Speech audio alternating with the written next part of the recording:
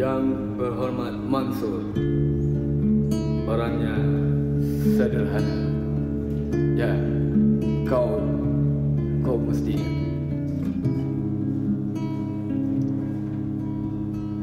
dan ini Melati, isteri Mansur.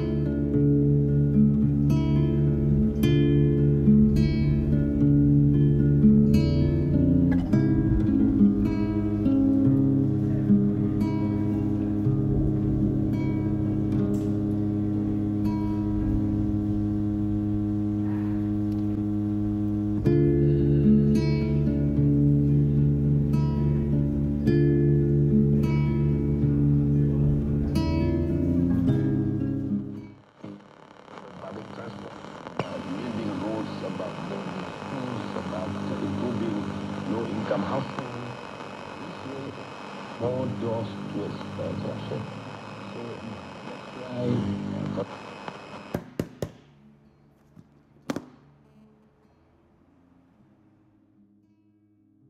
Hati, Melati hoi. Yes, nak apa? You ada nampak seluar air tak? Seluar? Yang mana? Alah, yang air pakai semalam tu lah. Cuba you tolong tengokkan jap. Lepas tu serikakan sekali lah. Alah, bencilah buat ni. Kenapa tak buat awal-awal? Dah tahu nak meeting, last minute juga you bagi tahu. Hailah.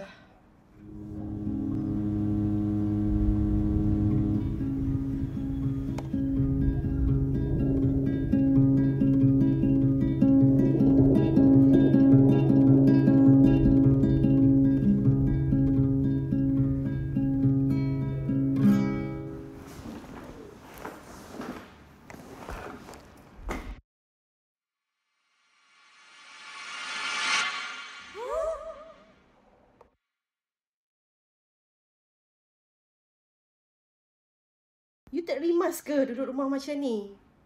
Tengok ni. So old school. Plywood sana, plywood sini. Aduh, please lah. Dah start lah tu. Yelah, kata YB. Tak malu ke dengan orang tu I? Malulah.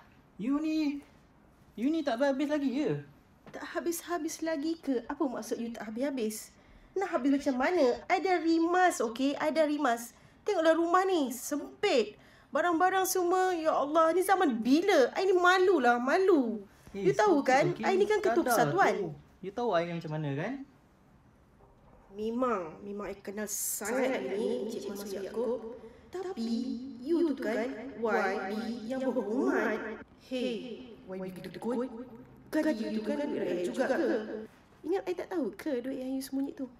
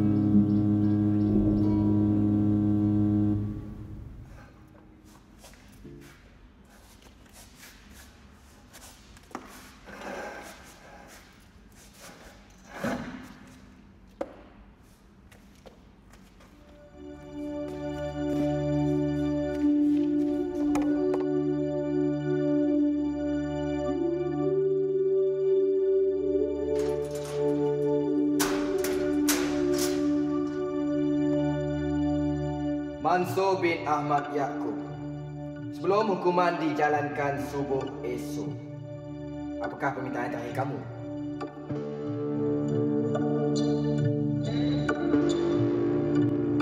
Berikan aku pen dan kertas.